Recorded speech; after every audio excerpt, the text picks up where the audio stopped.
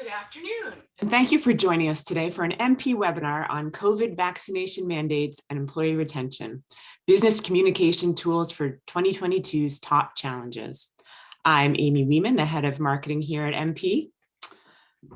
And for those of you joining us on a webinar for the first time, MP is a full-service human capital management company offering a complete suite of services and products to support employers through the entire employee life cycle, including recruiting, HR, payroll, benefits administration, time and attendance, and compliance assistance. We support our clients with cutting-edge technical solutions, as well as proactive, reliable service and deep HR and payroll expertise. At MP, we are wired for HR and help our clients succeed by aligning their people strategy with their business goals. I am thrilled to introduce your presenter for today, Taryn Abrahams from Behavioral Health. Taryn, a corporate behavioral health and human interaction expert, helps companies implement behavioral best practices to improve workplace interpersonal relations and holistically strengthen corporate culture. Leveraging her experience as a psychotherapist, Taryn's innovative suite of workshops are designed to enhance employee morale, foster collaborative and productive workplace environments, and also nurture employee loyalty and ambassadorship. Empower Behavioral Service is an innovative company focused on helping companies minimize their workplace harassment risk. Through strategic consulting, they offer methodology, workshops, and strategies to help companies protect their bottom line revenue by focusing on workplace culture and creating a workplace environment where people feel heard and supported. They believe keeping employee morale is the #1 way to protect your business. Empower Behavioral Services believes that if you take care of your people, they will take care of your business. Just a few housekeeping items before we begin today. If you would like to submit a question during the program, please use the Q&A feature at the bottom of the screen. We'll be sending a recording of the webinar out later today, along with the slide deck. And then lastly, while we hope that you get lots of useful information from the program today, we're not lawyers and nothing should be construed as legal advice. And with that, I'm going to hand the mic off to Taryn. Well, thank you so much. It is a real pleasure to be here. What a very relevant and pertinent topic for the times that we are living in today. So I'm really excited to deliver to you some of my intellectual property and my insights and experience in working with trying to positively shift human behavior, right? So what I plan to kind of unpack today is talking about the new employee. It goes without saying that we are living in unprecedented times, and we're going to be talking about what that new employee looks like from an emotional standpoint. We're going to talk about the role that emotions play. It would maybe surprise all of us to know that every decision that we make, everything that we feel, everything that we experience comes from emotions and comes from feelings. We're going to talk about how that is relevant in terms of our ability to lead effectively. We're going to talk about the challenges that leaders are facing today. It goes without saying that we are, faced with things that we never really were faced with in the workplace. So we're going to be talking about what those challenges look like. And then we're going to talk about what is required of our leaders, being that, we are facing new challenges. Our approach needs to change as well, right? And so we're going to talk about what that looks like for this modern day leader that I like to call it. And then I'm going to talk about the reframe, which is when we change the way we look at things, the things that we look at start to change, right? And so I always say the definition of insanity is doing the same thing over and over again and expecting different results. So I hope that what I arm you with today are some helpful insights to help you shift your perspective a little bit so that you can show up differently and have a different, more positive impact on those that you lead. So let's talk about the new employee. Many of us we've heard this saying, the big resignation, the big reset. I know that when the pandemic happened, we were all talking about the need to pivot, some of those buzzwords that I know we've all heard a lot of. But I have to say that the employee that's coming back from this pandemic is a changed person. And I think we all are changed in some ways. Whether it's we've lost someone as a result of COVID, whether we've had to pivot and change our roles within the company, or we've had to change careers, or It goes without saying that we are showing up in a different way. And I think that is a really important component for us as leaders to really, whether you wear a leadership cap, whether you are in HR, whether you manage people, it is an important concept to embrace. That, another saying that I've heard a lot of is that we're all in this together. And I think it's important to remember that even though we are all in this together, that does not mean that all of our experiences have been the same. The pandemic has really allowed people to self-reflect on their lives, which I think is a good thing. I think that is a silver lining to all of the experiences that we've had in the last year or almost 2 years. It has caused people to reflect on their lives, both personally and professionally. Their work, and whether it's reevaluate their work, whether it's reevaluate the role that they play in their family, whether it's how much time they spend with their family, it has developed an increased need or a desire to find joy, meaning, and purpose, right? No longer do people want to work for companies that don't value them, right? And I think that is something that we all sort of kind of developed and grabbed onto when we entered this pandemic, is the importance of, being valued, being heard, being a part of, reevaluating, do I feel those things when I show up at work? No longer do people want to work 15-hour days, right? And they also don't want to have to give up their family and other components of their life in order to have a successful career. So it's important to kind of recognize those important pieces to our psychological stance of where we are today. We are all changed people, not necessarily in a bad way, but we've had a chance to reevaluate things. When I think about the pandemic, we were all thrusted into a lot of change. And in general, as humans, we resist change. In fact, we tend to sometimes go out of our way in order to make things stay the same. And the one thing that has been constant since last March has been change, right? So as leaders, we need to recognize that there is a mental health component to this. There is an emotional component to the work that we do with our employees. I look at this great resignation, if we want to call it that. There's a lot of movement in the workplace. There are people reevaluating whether or not they want to continue their careers. I see it as an opportunity, not a threat. And the question really becomes is, how can you create a culture where people will run to you? People will be gravitated to your company. They are leaving for reasons, right? So the question becomes, how can you create a culture where people will run to you, right? And so we're going to be sort of unpacking that as we go. When people feel financially invested, they want to return. When people are emotionally invested, they want to contribute. So people in general, a core need is we want to feel that connectedness. They want to feel that feeling of being a part of.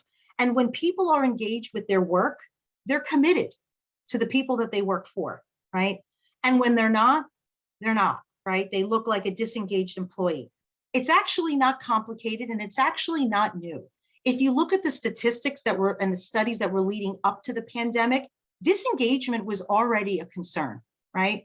And so it's no surprise that we are struggling with engagement and we're struggling with retention because we sort of have been on our way to that already, right? So it should be no surprise that people are leaving companies, but when work becomes purely transactional, someone can always make a better offer. The Great Resignation was an inevitable consequence of failing to improve on our engagement.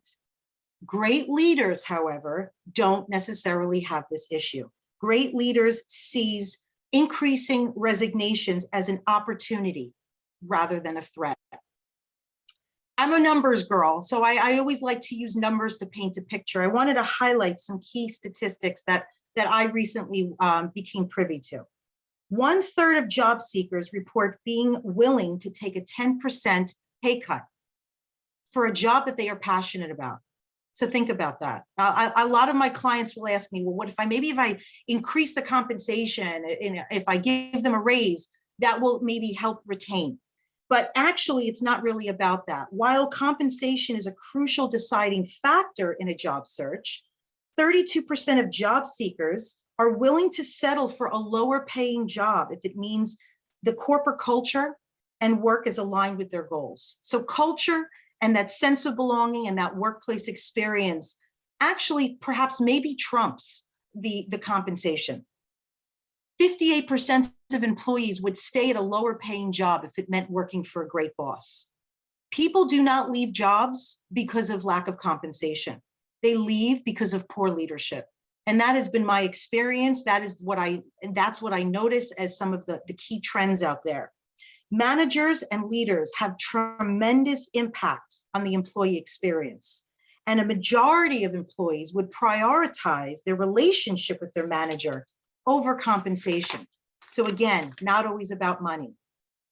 88% of employees believe a strong company culture is key to business success.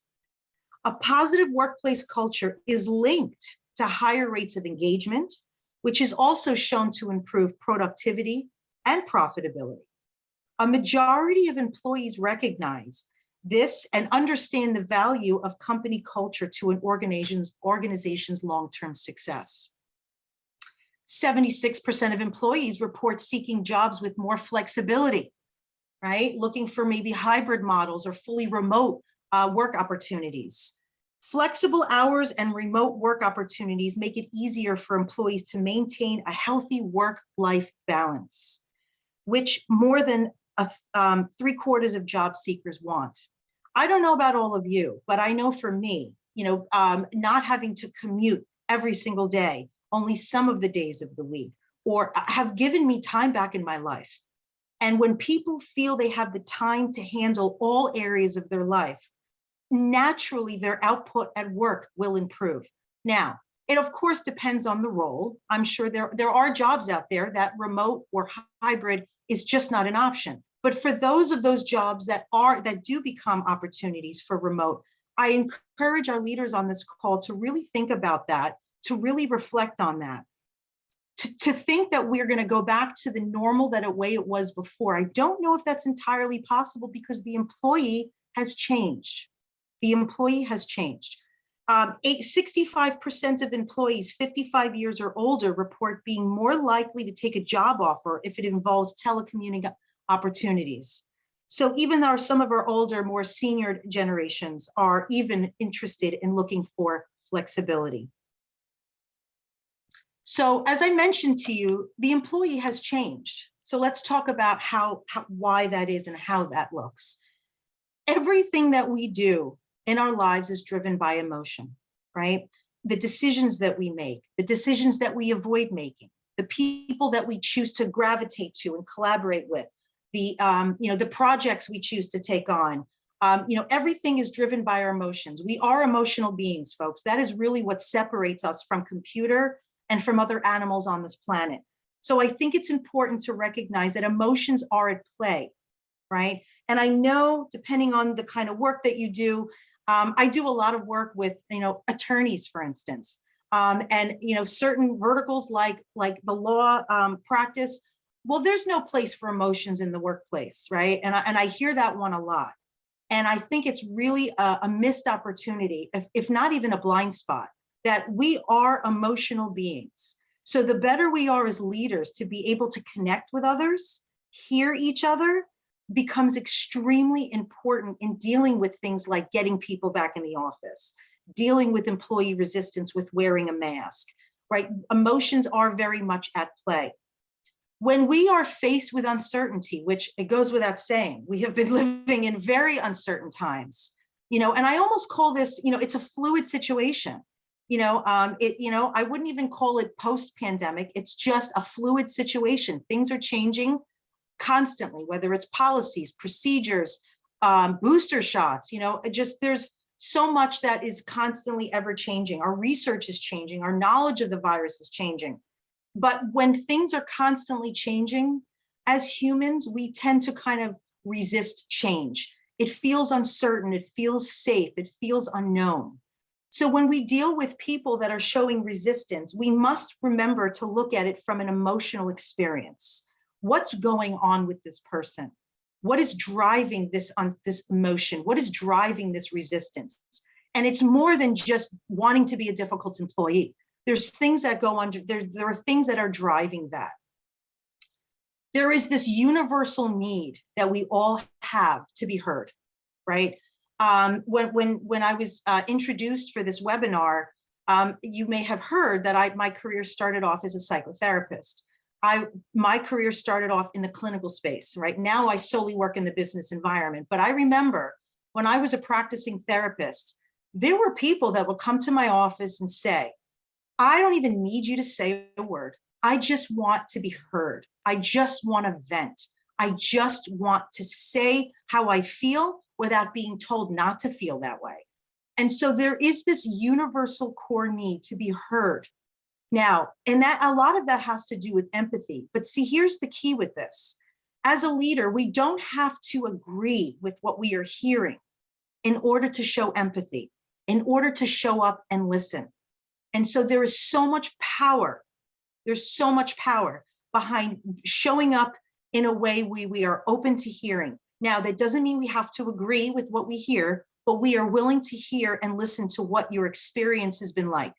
Again, we are all in this together, but that does not mean that all of our experiences have been the same.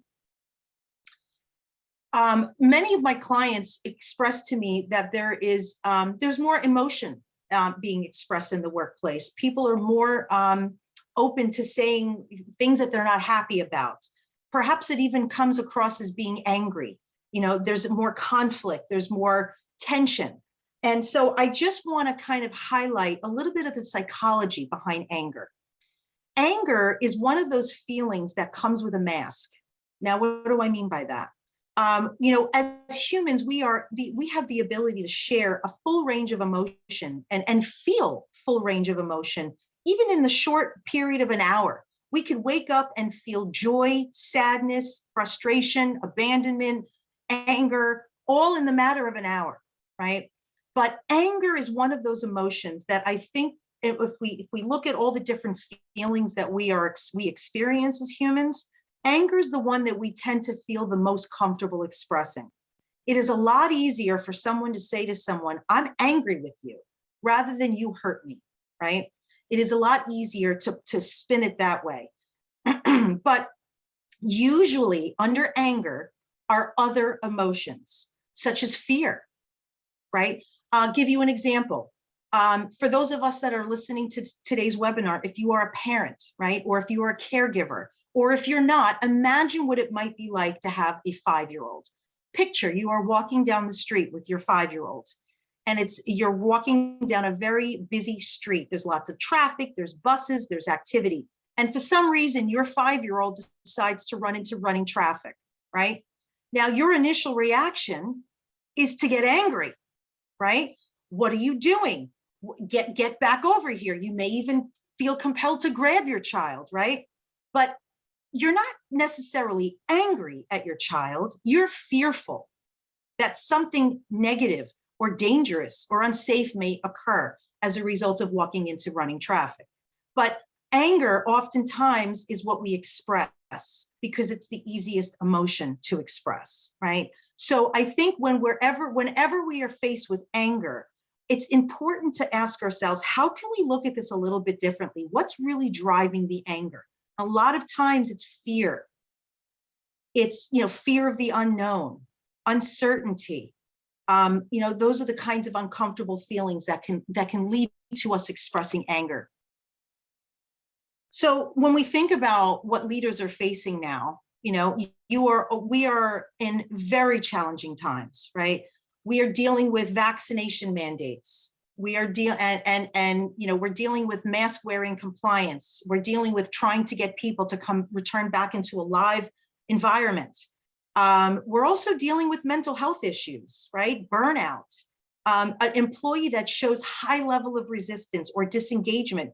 It could be a sign that there's some sort of emotional driving force behind that. Even in our leaders as well, right? We all, I think, are subject to feeling this burnout. What's really interesting about, if you look at the statistics, when the pandemic first happened, productivity went way up. I think people thrusted themselves into work, as a way to cope with the uncertainty. Unfortunately, it's not sustainable, right? And I always say burnout does not come from the workload, right? Burnout does not come from work. Burnout comes from our inability to disconnect from the work, right? And so, for those of us on the call that wear a leadership cap, I encourage you to reflect on your own mental health and your own feelings of burnout, because those are the kinds of things that can absolutely impact the way you lead others, right? Addiction issues, alcohol sales are up 60% since the pandemic, right? A lot of us are self-medicating. A lot of us developed, different habits around alcohol, and it's become our new normal. It's now our new normal to have wine at dinner every single night when maybe we didn't do that before. These are things that really start to chip away at our own morale. So, it's something to absolutely reflect on, as well as employees, right? Again, our lives have changed in different ways. And so, we all deal with stress differently. Some of us deal with it face head on. We maybe decide to invest in counseling or therapy or talk to a friend. And some of us just kind of keep going. We throw ourselves into that autopilot mode. And, we use alcohol or drugs to kind of cope with that. Short term may work for us, long term, not sustainable. We are also dealing as leaders with disengagement, trying to get more output out of our employees, whether you are in a hybrid model, a remote model, or even a live model. Disengagement has become a real issue as a result of the pandemic. But again, it was leading in that direction even before the pandemic. So it's actually no surprise that we're here. And retention issues. As I mentioned before, this new sort of employee has had time to reflect on what is important to them, what's going to bring them joy and fulfillment. And if they're not getting that from their current work, their employer, I'm seeing people actually leave jobs and make lateral moves, making the same amount of money just for the sake of getting a better or a more improved workplace experience. So the question really becomes, how can you create a culture, a feeling within your workplace where people want to be gravitated towards you? And we're going to continue to unpack that as we go on. So being that employees are different, right? We are all different in some ways. It requires us to kind of shift a little bit in terms of, our role as a leader. And that means really kind of, again, when I said before that people seek that sort of, they want that joy, they want to feel a part of, it's no longer just about, focusing just on an employee output. It's no longer just about, did you get that report? Did you call that client? It's about how can we show care for the entire employee, right? And I always say the definition of leadership is simple. It's about the practice of positive influence. And when we show care for the entire employee, not just the job that they're there to do, you will start to see magic happen. You will see more engagement. In fact, it will build loyalty. You will create a loyal workforce. Now more than ever, it is important for our leaders to focus on our emotional intelligence. This has been a topic that we've been hearing more and more about in the last several years, but folks, this is the time to put this stuff into action. When I mean emotional intelligence, I mean the ability to show empathy, the ability to listen with the intent to learn and understand, rather than just come back and say, well, no, this is the way we do it, and that's the way you need to do it. It's about really kind of learning how to show up a little differently. And again, I have to tell you, when we show up in a way where people feel heard and respected, oftentimes the problems that we were facing kind of naturally dissipate, right? I remember experiencing that as a therapist. I would have people come to my office and they would vent, and I would just be present. I would just listen and hear them and validate. And oftentimes that would cause them to calm down. And then they would actually come up with their own solutions without me even having to help them get there. There's so much power behind showing empathy, and listening, right? And if you have leaders on your team that struggle with that, I do encourage you to invest in training and or coaching, because it can be it is the secret sauce to improving culture, improving workplace experience, and employee retention. The good thing about emotional intelligence is, unlike IQ, which is a fixed number, we are born with the number, doesn't necessarily change throughout our lives. We are who we are, although some people would debate that if you play some brain games, you can get smarter. But for the most part, we are who we are. Emotional intelligence is something that with training and intention and practice can be improved. And I am here to say that the leaders that are going to be able to show empathy and be able to actively listen with the intention to understand and support are going to weather this storm, this pandemic. But leaders that struggle with that, you may run into some big problems with employee retention. It's about learning to be flexible, being a little bit more open-minded. It might be reevaluating how our work gets done. You know, for years, I have been saying that we all walk around with handheld computers. We have developed these amazing technologies to increase efficiencies. Yet before the pandemic, we were expecting us to work in the same way. So I think I think modern leadership is about recognizing that times are different, that the employee is different, and that, you know, making sure that you hire and work with people that you can trust so that you can offer autonomy and some flexibility, right? If you can't trust your employees, it may not be the right employee for the work that you do, right? Trust is critical to all business relationships. If you were a micromanager before the pandemic, you probably are extremely stressed out more than ever before now.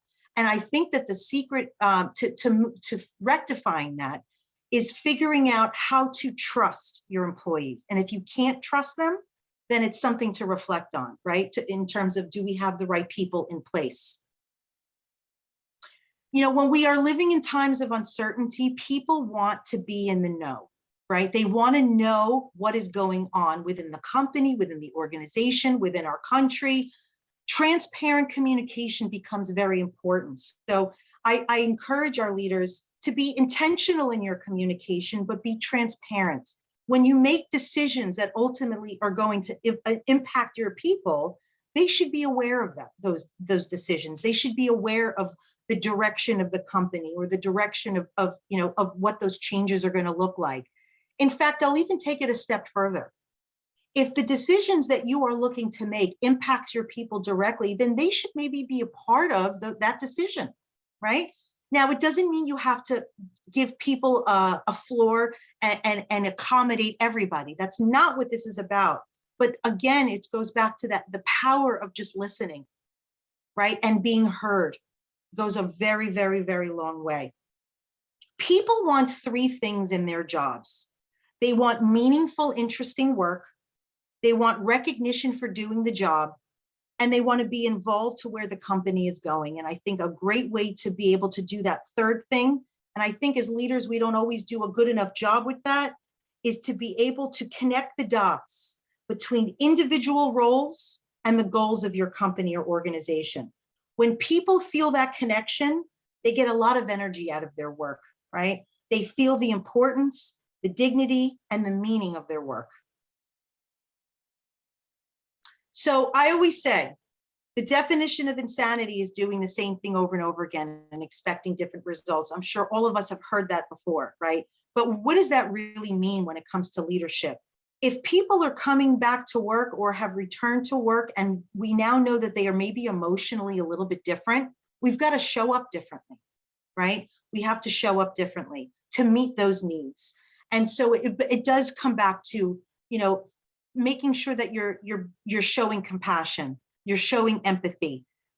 If somebody comes in the office and says something like, I'm just not going to wear a mask, I don't believe in the mask, or it's bothersome, it's cumbersome, I can't breathe, I have asthma, whatever the reason is, it's very easy for us to be quick to say, well, no, but this is the way you need to do it, this is the policy.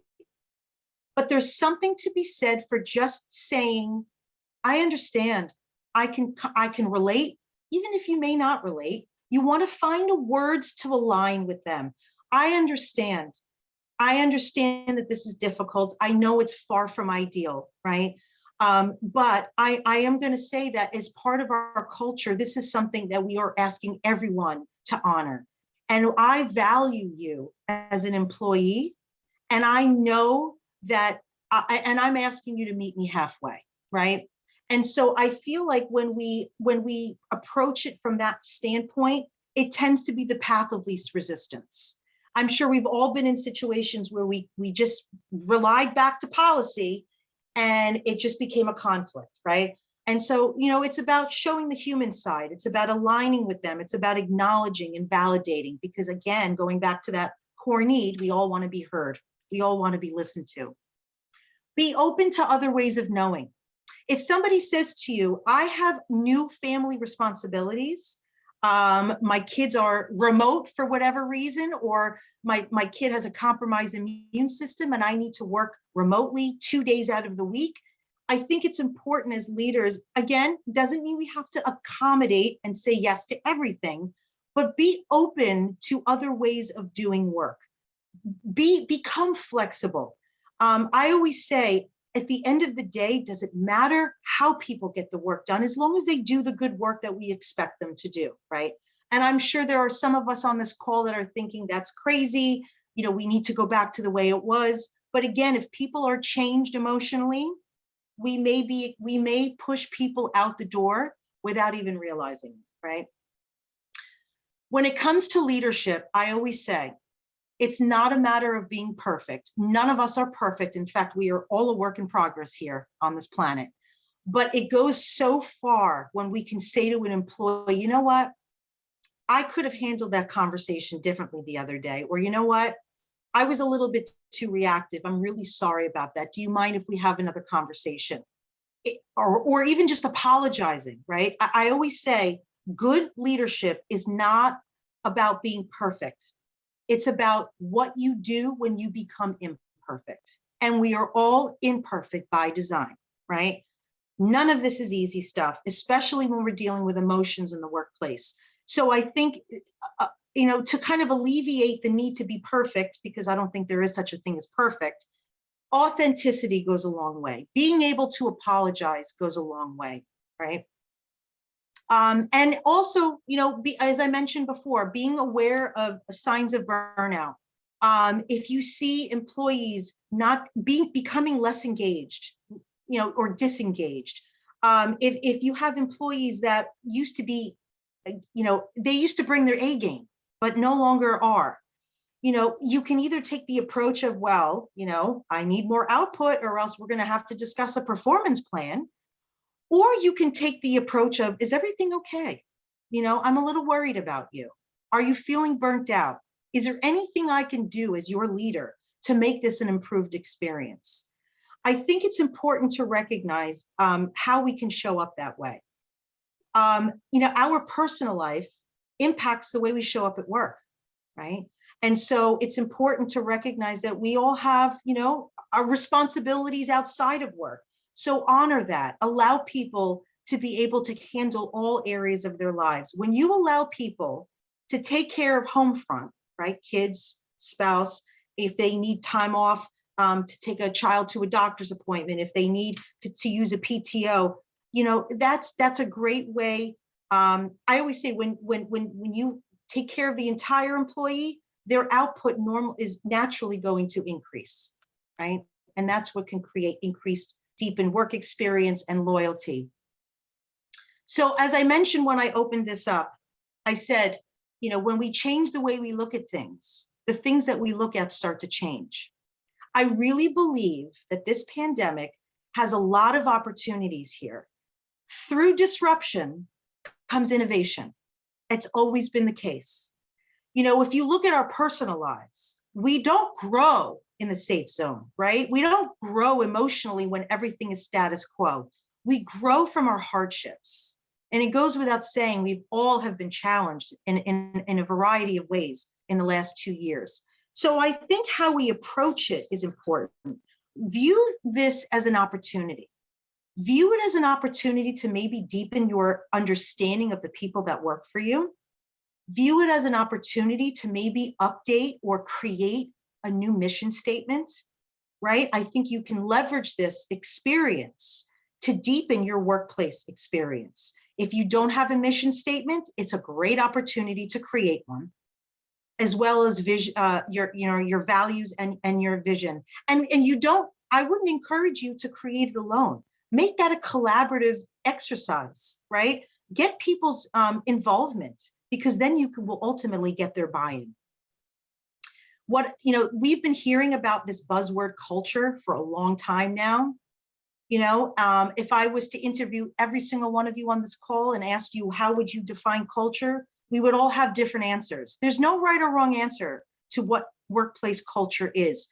It's simply about how we show up and how we treat each other is really what culture is about. It's the conversations we're willing to have. It's the ones that we dodge. It's the decisions that we make and the ones that we avoid making. So what wonderful time than right now to think more about the kind of culture that you want to cultivate. Invest in training. I always say, that if there's anything that speaks volume, is that when you invest in training or professional coaching, it shows and reiterates your commitment in your people, right? So this is, oftentimes as leaders, we don't always have all the answers, right? We may have some idea, but we don't necessarily know how to execute. So hiring a trainer would be a wonderful way to reiterate your commitment to your people. Focus on the deepened purpose or sense of belonging, right? When somebody decides they don't want to wear a mask, for example, I think that's a good example because it's one that I'm hearing a lot of. Tie that to the need to be part of this organization. When you wear a mask, you are showing respect for everyone, whether you agree with it or not. It is a sign of respect and a sign that you were part of this team, a part of this company and this organization. So oftentimes we can take those types of resistances and tie it back to, again, that sense of purpose and the investment that you made in this employee. Invest in mental health support. As I mentioned before, mental health is a real concern right now. Suicide is up. And those are things that we don't necessarily feel comfortable talking about in the workplace. But you can oftentimes notice people's mental health just by the actions, just by how they're acting and behaving. And so, it's about, being open to having those types of conversations. Are you okay? Is there anything I can do to help? What's going on, right? And I think, oftentimes we're afraid, we kind of shy away from those conversations, but we don't want to ignore the elephant in the room, right? And when you show that level of care, again, that reiterates your commitment to that employee.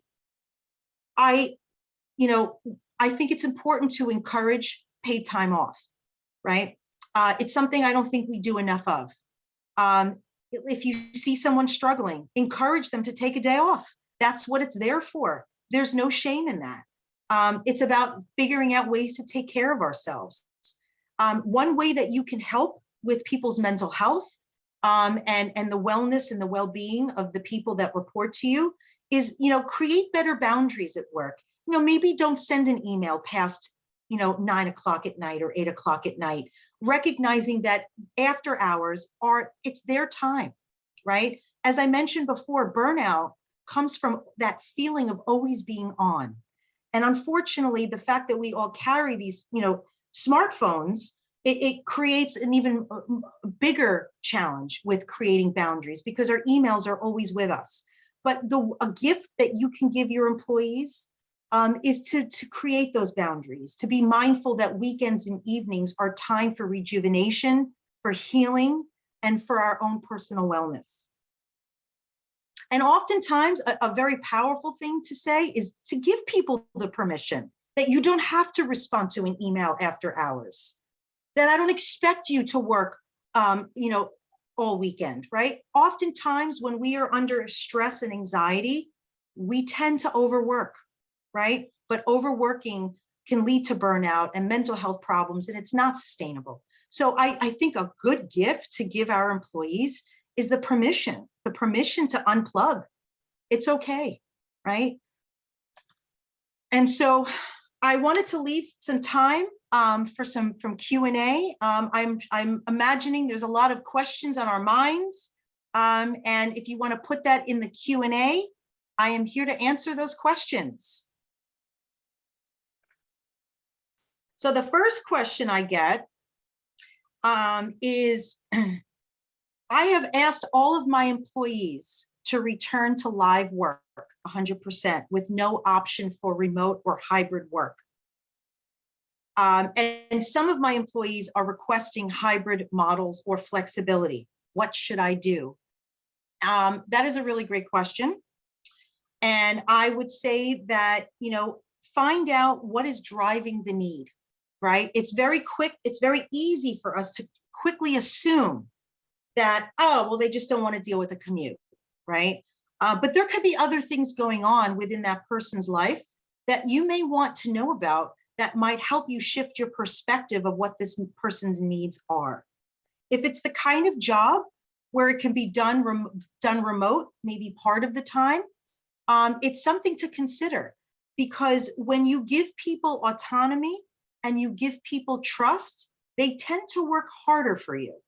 If you draw a hard line and you say, well, I'm sorry, this is just not an option for our organization, you will potentially lose that employee. And there are many companies out there, many of your competitors, for instance, that are offering flexible work environments. So the question becomes is, how can you meet those needs and still retain those employees? So I have another question. I have clients asking what the vaccination status of the various employees. What obligation or ability do I have to release that information? I have all of the staff masked and distancing when they are dealing with clients. Really great question. And I think we have to be really mindful of people's privacy, whether it's HIPAA compliance or just, confidentiality. I think it's important to respect that. And I think when somebody asks us, what is the status? The best response would be is, I understand your concern. And you may want to ask, what is the concern first, right? And then you can say, what is, I understand your concern. There's that empathy. But however, I cannot share that information with you out of respect to the confidentiality of the others. And you can maybe even use a similar example of a time where we don't, there are other instances where we don't share private information with other employees. So it's about creating that boundary. But see, how we say it, I think, is important. I think making sure that you incorporate empathy, validating how they feel, but also reiterating what you do have in place, which is, I ask that you, continue to wear your mask, to be socially distant whenever possible, and those are the best, and wash your hands, and those are the best ways that you can mitigate your own risk, right? Another question I have, how do we encourage people to take their PTO? How do we encourage them? So is the question, are we already encouraging them, but they're just not taking the time off? I'm not sure. I have questions for your question, but okay, so if it's a case where people are just not taking, so you're encouraging them to take the time off. This person said yes to what I just said. We're encouraging them to take off and they're not taking off. What do we do? I think it's something to continue to reiterate. It might even be something to model. When leaders don't take the time off, it makes it harder for employees to feel comfortable taking off. If you work in a culture where it's just go, go, go and work, work, work, it can make someone feel, maybe a little resistant to take PTO. So I always say leaders hold tremendous power, and encourage the leaders to take some time off, right? Encourage the leaders to say things like, please take some time off, or I'm going to be taking time off and I encourage you to do the same. Or, tell leaders to tell their employees that I'm not going to be emailing you at all hours of the night anymore, because I want you to take that time to heal and to focus on you and focus on your family. You would not believe what a gift that is to an employee, right? It goes a long way, because it shows that you care about all of them, not just the output. And I'm telling you right now, if you take that approach, their output is going to improve for you. Their loyalty is going to deepen because of that, because they feel that you are invested in them as a whole person. What are some other questions?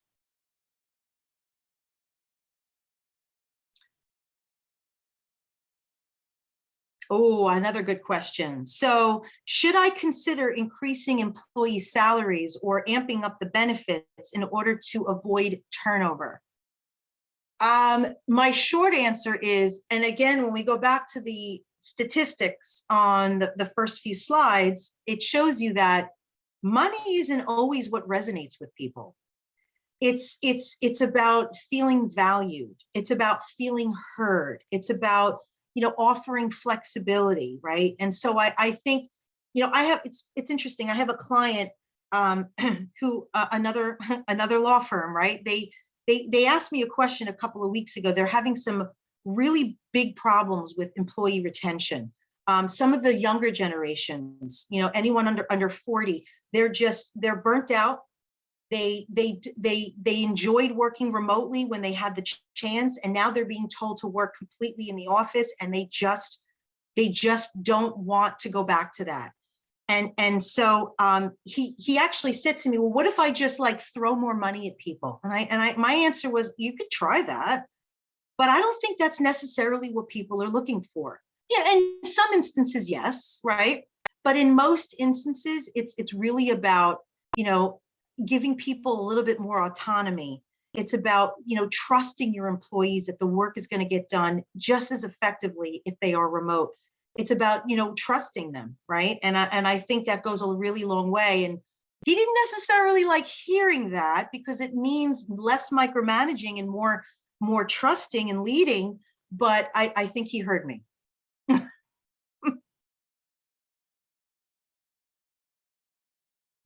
One of the other questions that I get a lot too is, how do I handle the elevated level of emotion that a lot of companies are experiencing?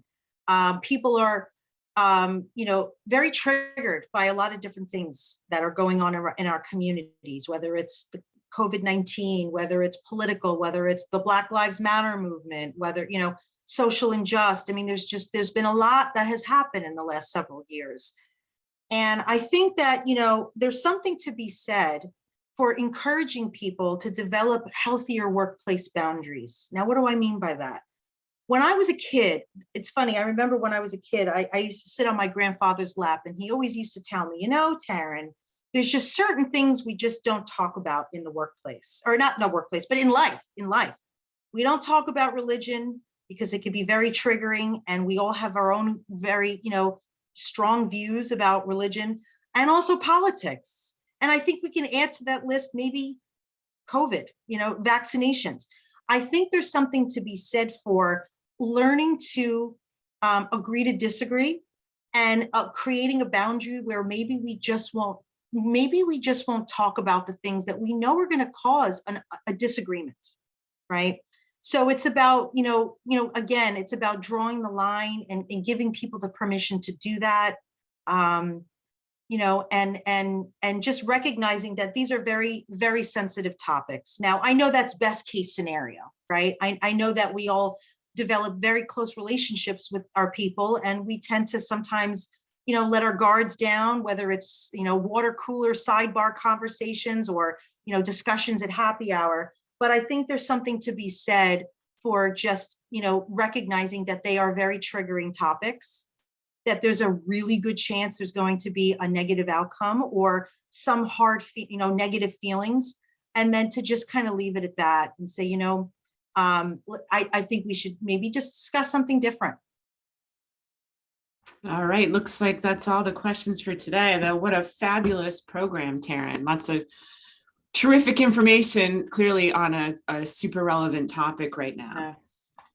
Thank you. So Thank thanks. you. So just a reminder to everyone on the call, we'll be sending out a recording of this program later today, along with all of Taryn's slides. So that'll be a great takeaway resource for everybody to have.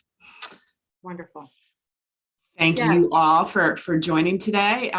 So next week, please join us same day, same time for an important update on the COVID vaccine mandates and all the legal questions and answers employers need to know. We have a number of really great webinars scheduled for the month of December and January. So check out our website to register under the resource tab. You'll see our full calendar of events and all of our ebooks and other resources.